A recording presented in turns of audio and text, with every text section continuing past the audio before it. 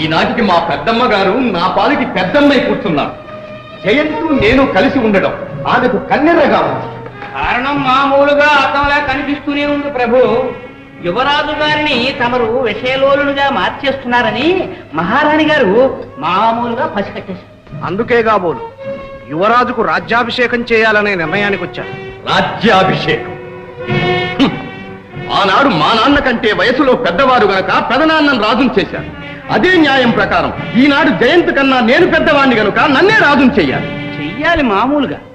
కానీ యువరాజు గారు మహారాజు గారి కుమారులు, మామూలుగా తమరు మహారాజు గారి తమ్ముని కుమారుడు. ఇది చాలా అన్యాయం అవధాని గారు. ఇద్దరిది ఒకే రక్తం, ఒకే వంశం. పైగా యువరాజు కంటే అయ్యగారు పెద్దవారు, యోగ్యులు.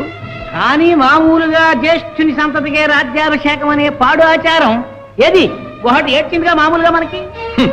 ఆ దురాచారాన్ని రూపుమాపుతాను. నేనే రాజునవుతాను. అవును, ఎందుకు కాకూడదు? ప్రయత్నిస్తే తప్పకుండా సిద్ధిస్తుంది. అసలు మీ జాతక చక్రంలోనే మహారాజు యోగం కట్టుంది. యోగమున్నా లేకపోయినా నేనే రాజునై తీర్తాను. శుభం, మీ నోటి వాక్కు ఫలించి తీరుతుంది. మీ వంటి మహావీరులు, శక్తివంతులు రాజైతే మామూలుగా ప్రజలు తరించి పోతారు, రాజ్యం పడిపోతుంది, బాగుపడిపోతుంది.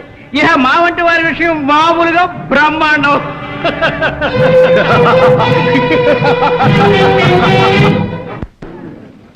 అయ్యా, ఉగాది ఉత్సవాల సందర్భంలో ఇక్కడ చెడుగుడు పోటీ జరగబోతోంది. ఇది మన గ్రామాధికారి భూషయ్య గారి తట్టు. ఇదంతే గండభేరుండ తట్టు. దీంతో పోటీ చేయదలుచుకున్న వాళ్ళు ముందుకు రావచ్చు. మా జట్టు ఉంది. మీ జట్టు పేరు? గజబిడి. గజబిడి జట్టు ఇది ఉడుం పట్టు జట్టు. రాజా, భూషయ్య జట్టు సంగతి నీకు తెలుసు. అందరూ మెలికలు తిరిగిన ఆటగాళ్ళు. వాళ్ళతో పోటీ పడి అవమానం పాలవుతారు. మాది రామదండు జట్టు. గోదావరి దిగమనండి, అప్పుడు తెలుస్తుంది.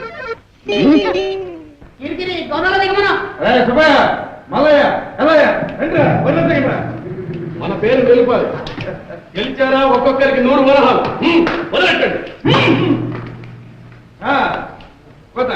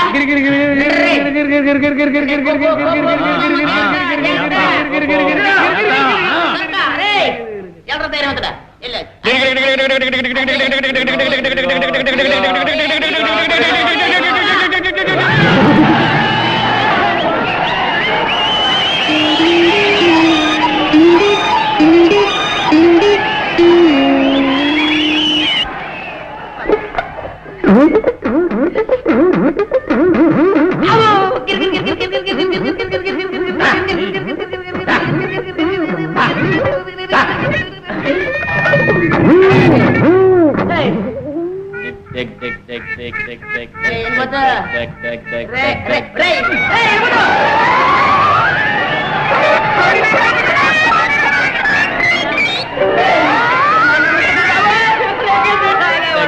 మీరే చెప్పండి బాబు.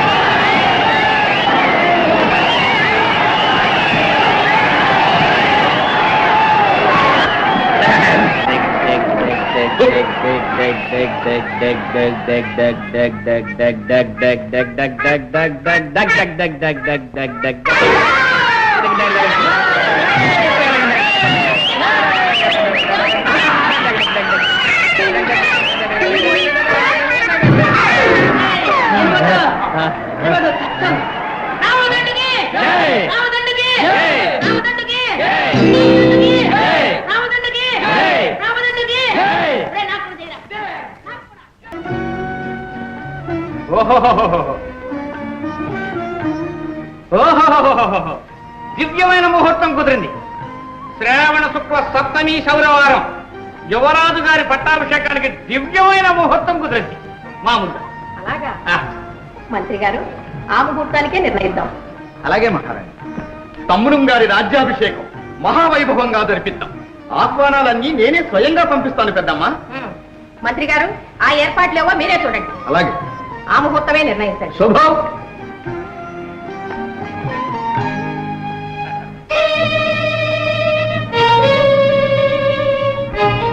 అల్లుడు వచ్చేదాకా అమావాస్య ఆగదు. ఆలోచిస్తూ కూర్చుంటే యువరాజు గారి పట్టాభిషేకం మామూలుగా జరిగిపోతుంది. దానికి ఇంకా వ్యవధి ఉందిగా. ఈలోగా ఆ అవకాశం మనం ఉపయోగించుకుందాం. ఏం చేయమంటారు? యువరాజు పట్టాభిషేకం ఘనంగా చెయ్యాలి అనే సాకుతో పన్నులు విధించి ప్రజల నుంచి ధనం వసూలు చేద్దాం. పన్నులు కట్టలేక ప్రజలు సతమతమైపోవాలి. తమ కష్టాలకు కారకుడు యువరాజే అని భావించాలి. ఈ కర్కోటకుడు ప్రభు అయితే దేశం అల్లాడిపోతుంది అని హడలిపోవాలి. ప్రతాపరుద్రదేవులే రాజైతే ఎంత ఇదిగా ఉండేదోననేటువంటి భయం. భయం కాదు, భావం జనంలో కలగాలి. అవును, ఆ భావనే కలగాలి. తమరు నిశ్చింతగా ఉండండి ప్రభు. యువరాజు పేరున రాజ్యంలో నిరంకుశత్వం విలేతాండం చేయించే భారం నాది. తమ మీద ప్రజలకు వల్లమాలిన అభిమానం మామూలుగా కలిగించే బాధ్యత నాది. వసూలు చేసిన పైకాన్ని ముడుపు గట్టి మీ ముందు పెడతాం. మమ్మల్ని మామూలుగా మాత్రం మర్చిపోకండి. ప్రభు, ఈ క్రొత్త పన్నులకి యువరాజు గారి ఆమోద ముద్ర కూడా ఉంటే అదెంతసేపు? అరక్షణం. అనలంగారా, రండి రండి. మన పట్టాభిషేకం విన్నాం. కానీ తమ్ములం గారు, జన్మానికి ఒకే ఒక పట్టాభిషేకం. అవునవును, అది ఎంత దివ్యంగా జరగాలి. ఆ ఉత్సవాన్ని కళ్ళారా చూడాలని మన ప్రజలు ఉవ్విళ్ళూరిపోతున్నారు. బ్రహ్మాండంగా జరిపించండి. కానీ చాలా ఖర్చు అవుతుంది. ఎంతైనా పర్వాలేదు. అమ్మగారిని అడిగి. ఎందుకు? మేమిస్తామని ఆనందంతో ప్రజలు ముందు కురుకుతుంటే మన కోశాగారంలో నుంచి ఎందుకు ఖర్చు చేయాలి తమ్ముడు గారు? అహో, మా ప్రజలకు మా మీద ఎంత అభిమానం. అయితే వెంటనే వసూలు చేయండి. మరి ఈ పత్రం మీద మీ ఆమోద ముద్ర వేస్తాం.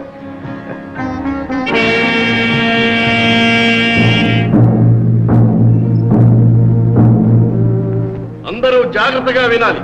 యువరాజా గారి రాజ్యాభిషేకం జరగబోతుంది. అందుకని తాహీదులు అంపారు. కనకయ్య చదువు. యువరాజు గారి పట్టాభిషేకం సందర్భంగా ప్రజలు చెల్లించవలసిన అదనపు సుంకాలు. ఎవరు ఏ వృత్తి చేసినా ఆ వృత్తి చేస్తున్నందుకు సుంకం చెల్లించాలి.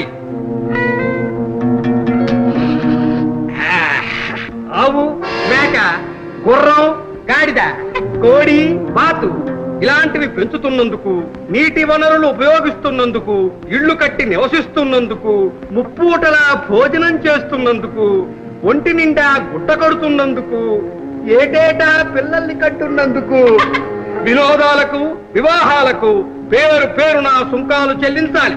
ప్రతి ఒక్కరూ తమ ఆదాయంలో 4వ వంతు రాజభాగంగా ఇవ్వాలి. బుషయ్య, పోనీ ఓ పని చేయకూడదు? ఏదైనా అమావాస్య అర్ధరాత్రి పూట చూసి నువ్వు రాకూడదు? ఎందుకు? అదే అందరం కలిసి వెళ్ళి రాజుగారి ఖజానా కిరికిరి చేద్దాం. ఏమిటా వేళాకోళం? వేళాకోళం కాదు, నువ్వే దొంగ వరకుంటే నిన్ను మించిన దోపిడి దొంగలాగున్నాడే యువరాజు. ఏమన్నా ఉన్నమాటన్నా? రాజుగారి ఆజ్ఞను ధిక్కరించి మాట్లాడతావు. రాజుట రాజు. హ! ఇక్కడ ప్రజలందరూ అర్థాకలితో అలమటిస్తూ ఉంటే అక్కడ నృత్యగాన కేళీ విలాసాలలో తేలిపోయేవాడా రాజు? కట్ట గుడ్డ లేక చింటి గుడ్డలతో ప్రజలు అవస్థపడుతూ ఉంటే చీనాంబరాలతో వినోదించేవాడా రాజు? రాజు కాదు బూజు. కండలు కరిగించి అహోరాత్రాలు కష్టించే ప్రజల ధనాన్ని దోచుకుని పట్టాభిషేకం చేసుకోవాలనుకుంటున్నవాడు రాజు కాదు, రాక్షసుడు, ప్రజల కంటకుడు. ప్రజల కష్ట సుఖాలను గమనించని ఆ నిరంకుశాగ్రమే పాటించు. ఒక్క చిల్లి గవ్వ కూడా కప్పం చెల్లింది. ఇదే మా నిర్ణయం. ఏం చేస్తారో చేసుకోండి. రాజమాట అక్షరాల సత్యం. వీడి మాటలు నమ్మకండి. ఇతండ వాదంతో మీ అందరిని పెడదాలు పట్టించాలని చూస్తున్నాడు. నువ్వు ఉద్ధరిస్తున్నావు. ఎక్కడో యువరాజు గారి పట్టాభిషేకమని ఇక్కడ కష్టపడే వాళ్ళ కడుపులు కొడుతున్నావు. జాగ్రత్త, దేనికైనా ఒక హద్దు ఉంది. అవును, మీరు హద్దు మీరిపోతున్నారు, తర్వాత బాగుండదు. ఇంత పొగరా? చూస్తారే, బంధించండి, వీళ్ళిద్దరిని బంధించండి. అది ముందుకు వచ్చారా? పొలాలు బట్టి వెళ్ళి యువరాజుతో చెప్పండి. నోరు లేదన్న భ్రమతో అమాయకులైన ప్రజల్ని దోచుకు తినాలనుకుంటున్నారేమో. అదేమీ సాగదు. ప్రజాశక్తి విజృంభించిందా మీ ప్రభుత్వాన్ని కుక్కచివాడితో పెళ్లగించి వేస్తుంది. ఇది నా మాట, నా హెచ్చరిక. వెళ్ళండి. ఎవరైనా సరే ఆ రాజద్రోహిని బంధించిన వారికి 10,000 వరహాలు బహుమానం.